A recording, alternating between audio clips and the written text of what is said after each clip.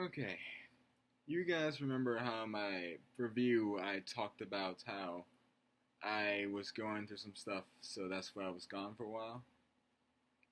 Well, a close friend of mine, we had a falling out. In fact, well, I shouldn't say close friend. Actually, I don't know what they call her. I mean, she meant so much to me that, yeah, like, yeah, I don't know how to put in, what to call her. I guess for the video's sake, we'll just go with the very low putting of friend. Anyway, we had a falling out and we don't talk anymore, and that was slowly eating me alive. And I was having clinical depression.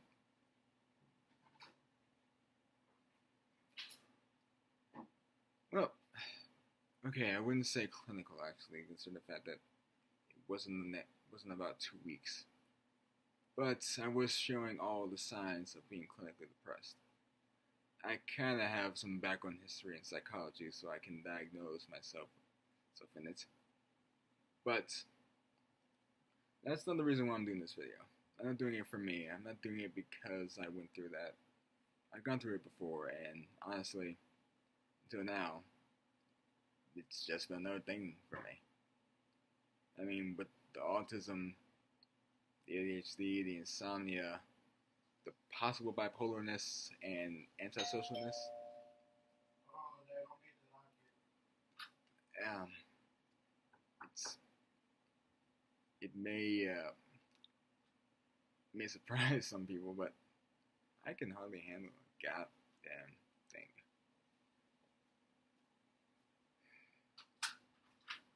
I barely think anyone cares about me, but that's not what I'm here to talk about. What I'm here to talk about is depression, because my friend goes through it. And this video is for you, Cassie. In this web series that I'm going to put out about depression, suicide, and other mental illnesses and conditions, and all those other things that are misconstructed. They're misconstructed. I'm going to do a web series on these, and I hope you enjoy them, and I hope you're doing well, Cassie. You might be wondering, why is he doing a video about depression? Who doesn't know about depression? I mean, everyone experiences it at some point. Everyone knows what it is. There's no point in this video, is what you may be thinking. But for most of you, I think you may have experienced, I wouldn't say not true depression, but I would also say you haven't experienced depression. You've seen those common TV commercials about depression, haven't you? Are you less interested in the things you used to enjoy? Maybe you're depressed hurts, etc., etc., etc. And everyone feels down sometimes, like I said before. However, there are various types of clinical depression, which is a very common psychological problem that no one really seems to understand yet. Up to 1 in 5 people, I think that's 1 in 5 people, or 1 in 4, will experience it at some point in their lives. Antidepressants obviously can help with those who are clinically depressed, although counseling tends to be very helpful as well. For mild to moderate, which I think is actually the more common version, counseling is usually at least as effective as medication. Now, the major signs of depression, which I will be going over, are as follows: present, persistent. Looks like even very sad. I'm subconsciously trying to be funny. Persistent feelings of sadness or worthlessness for at least 2 weeks. It's the most obvious sign. It's a common description by sufferers, and that they feel hollow or empty inside. Unfortunately, with teens or, well, people my age, it's often dismissed as just typical moodiness, which leads to the perfect storm of feeding their self-destructive thoughts making us reluctant to seek help from adults, and instilling the belief that we have to prove that our unhappiness is genuine. And regrettably, some of these attempts work.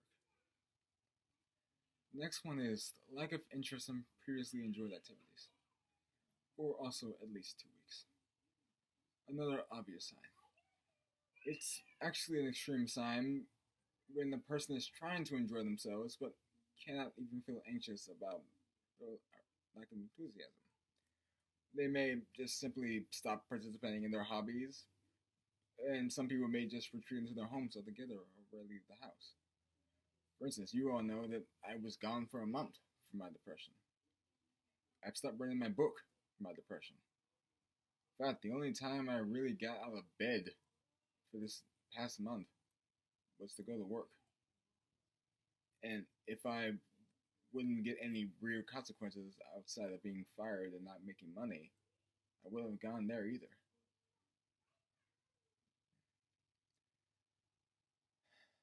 Another one is frequent breakdowns and crying episodes. Now, this is known, but exaggerated. It's rarely witnessed firsthand, despite what the media would like you to think. Depressed people in real life will often seek out quiet and isolated places during such episodes, such as their room, the bathroom, maybe a car, or behind a building. Any place without people in it, or at least people that they know. Either because they want privacy or because they want others to notice that they're gone. I'm actually guilty of the latter. Typically, I tend to, when depressed or angry, I will become quiet, silent, move about, leave, to see if you'll try to stop me. More often than not, no one tries to stop me. I think only 2 people tried to stop me, and one of them left me. Whether male or female, the sufferer may have an conscious or unconscious desire to be found, as the act has a mutual beneficial purpose of validating their feelings and giving them proof that someone cares about them. Because if you're crying, you obviously do want someone to comfort you. And if you think that you need to prove that you're sad, well, what better way to prove it by crying? Another common symptom is sleeping too much or being unable to sleep. And it kind of gets complicated because it can go back and forth, especially if you already have insomnia. In fact, during my depressive episode, I had insomnia so bad, I actually did not sleep for a few weeks.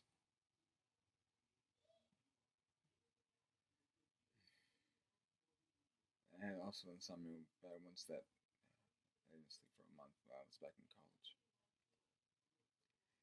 Now, this symptom is known, but may not be recognized as a symptom in itself. It can be mistaken as just insomnia or just a problem sleeping. Though it most often than not is depression, because insomnia is actually caused by depression. And it's just frequently due to chemical imbalances in your body. I don't know how to fix them, I just know what the cause is. Unexplained frequent aches or pains due to the immune system shutting down. This one is actually very little known and is often overlooked. See, this is why we're here. A variant of this is when minor injuries or illnesses take too long to heal, such as a cold persisting for a month or scrapes and bruises lasting for days. Those with no medical experience often can't connect this to depression. Honestly, if I didn't just research this, I wouldn't connect it. In fact, I've had some, you know, feeling cold in inappropriate weather or the coldness persisting in adequate warmth. Also very little known. This actually may be the reason for the stereotypical depiction of a black-clad emo teen, as dark colors absorb and retain heat better than light clothes. It is one of the most frequently overlooked symptoms, as wearing sweaters is not unusual in certain climates, and even the person in question may not recognize that as a symptom. Changes in appetite and subsequent weight loss or gain, also very overlooked. As stated before, depression involves large-scale psychological changes and can affect a person's appetite as a result. On the other hand, this can be hard to detect, as those who with decreased appetite will either remind or force themselves to eat normally, and those with increased appetites may hide the bulk of their overeating. Both sides may play it off as insignificant or even joke about it to keep people from worrying. Other signs will include difficulty concentrating, remembering details, and making decisions. It's easy to overlook that the sufferer is also experiencing insomnia because they haven't slept in days, they're out of it. They might as well be on drugs. It may also be difficult to distinguish the symptom from depression and ADD or ADHD. Irritability, restlessness are other symptoms which are easily overlooked. The other one I believe was called psychomotor agitation, nearly every day. And the last ones I believe were headaches, cramps, or digestive problems that do not ease even with treatment. Well, there are 7 major signs of depression. It is not the case with everyone, and there are many more symptoms that may be particular to a specific person. Something else to be mentioned is that some of the most recent research on depression shows that the, I believe, was called serotonin imbalance of common antidepressant advertising may only be one type of depressant. Some unmedicated depressives have absolutely normal serotonin levels, for example. Also, then note the overlap between chronic fatigue syndrome and depression. Some pain syndromes and depression and PTSD or complicated grief triggering depression. While research isn't completely in yet, it does seem to point at least 4 conditions that are under the umbrella of unipolar depression, as it is called. In fact, I can actually qualify that this has some weight because I experienced the latter. This unipolar depression is one where emotional symptoms are dominant and there are a few physical symptoms. One where physical symptoms are more dominant and either a result or even possibly causing the emotional symptoms. And one where both physical and emotional symptoms exist. And one triggered by painful and traumatizing life experiences such as abuse or combat stress or the loss of a loved one or its attendant grief. The point is, every case of depression is, in a way, unique to the person suffering it, even if it fails to fall under general depression, or these symptoms, or these types. But that said, there is a very, very common misunderstanding of depression and related conditions, some of which have been propagated by, who guessed it, Hollywood, others of which are propagated in sometimes well-meaning people, the pharmaceutical industry, and many other places. The ones that I remember go like this. I actually wrote it down. I'm looking at it right now. Depressed people must be sad all the time. If you're ever happy, you're not really depressed. Well, that's not true. Being depressed isn't necessarily about being happy all the time or being sad all the time. You can be depressed for no reason, or you can have a trigger for that. You can be having the happiest day ever. You could have the best luck in Monopoly. You could just come back to YouTube after a month of being dead and having 2 new subscribers in that very same day, and people already just watching your videos and just seem to love you. Not seeming to just dismiss you like you thought they would. And then it can all come crashing down and get triggered when you see someone you love and miss hurting, and you You want to check, but you can't. I'm sorry. Sorry.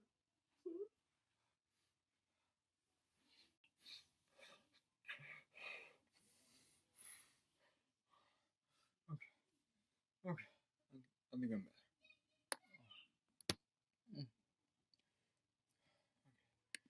Now on to the rest.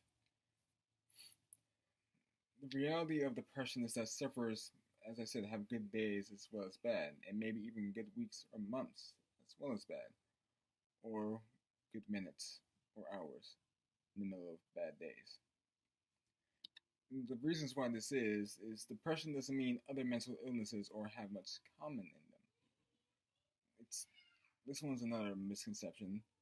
It's true to some degree and is a form of positive discrimination to limit the stigmatization of depression sufferers, but there's many conditions that are comorbid to depression. There are also other mental illnesses for which depression is the symptom, physical illness for which I will talk about later. To use a physical comparison, much like pneumonia, being both a condition itself as well as a possible symptom of other illnesses, so can depression. Mental conditions comorbid to depression. The big one is anxiety. Most anxiety sufferers have some degree of depression, and quite a few depression sufferers have some degree of anxiety disorder, as I recently found out.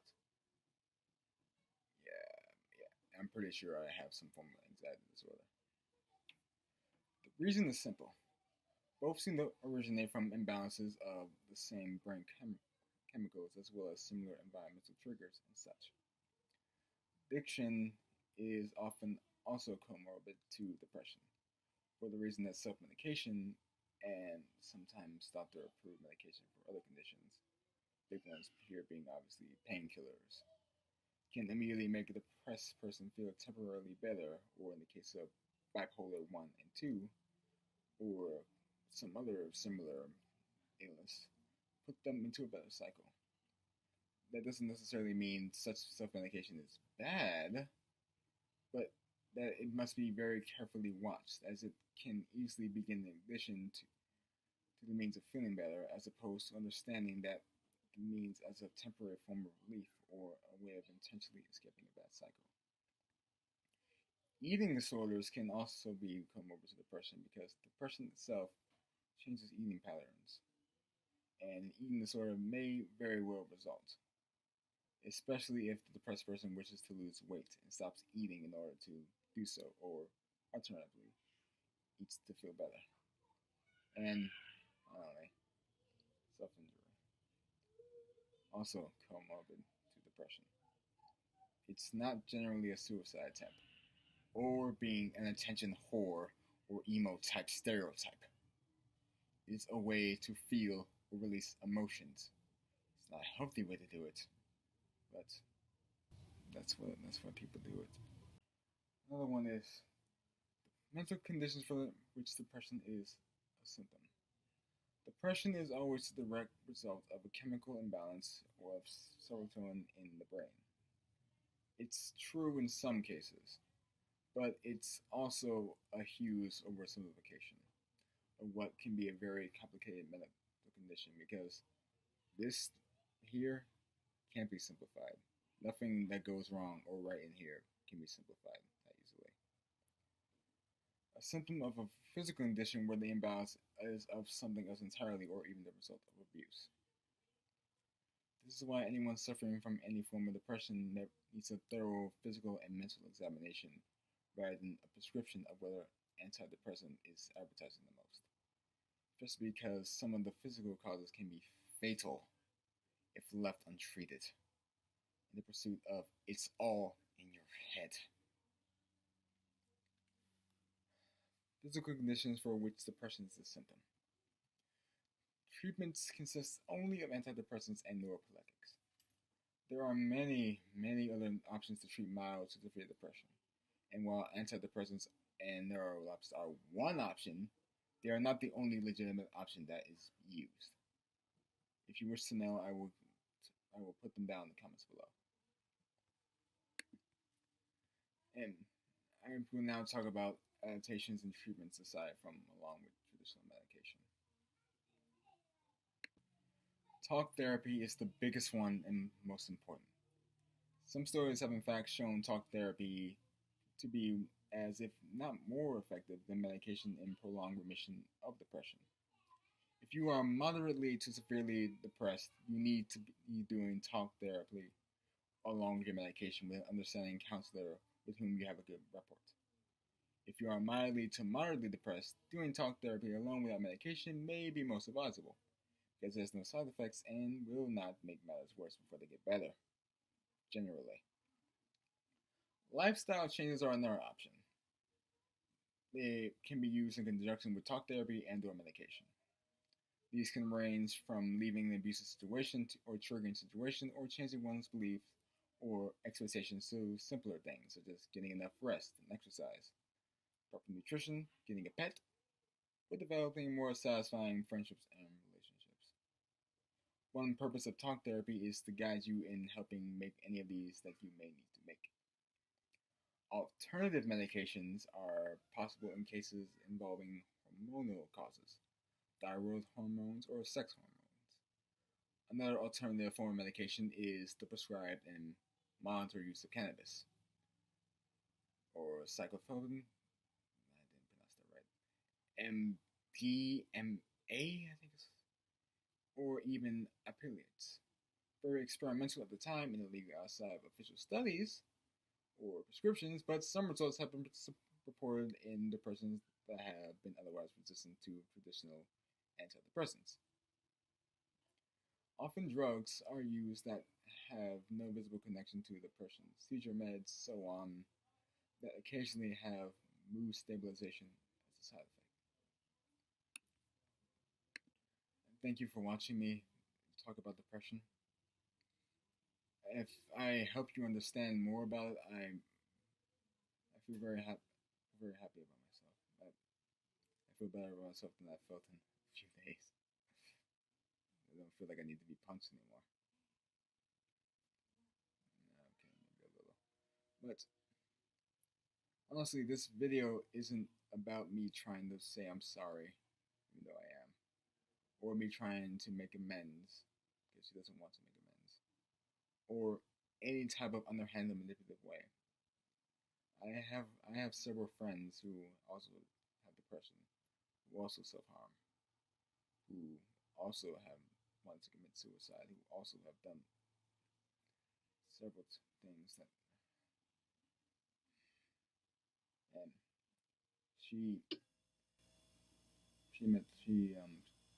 means the most to me, and I can't check on her anymore. So if I'm going to do anything, I'm going to do anything that's going to help her, help my friends, help you. Might as well do this. Help you understand depression better. Find ways to help those who need it, and find ways to help yourself if you deal with it. And give you ways to identify when it's happening, because it's happening all around you. In fact, teens are the most common to go under depression, especially in this day and age, because of schoolwork and several other factors. It's actually kind of surprising not to see a teenager going through depression, especially severe ones. So, if you see a teen and you think that they're being moody or an attention whore or an emo teen, they're probably not. No, that problem is serious and needs to be dealt with. It needs to be dealt with quickly, immediately. They need to be shown that you care. They need to be shown that people care. They need to be shown that they're not alone. That if they fall, someone will be there to catch them when they want to cry. Someone will be there to hold them.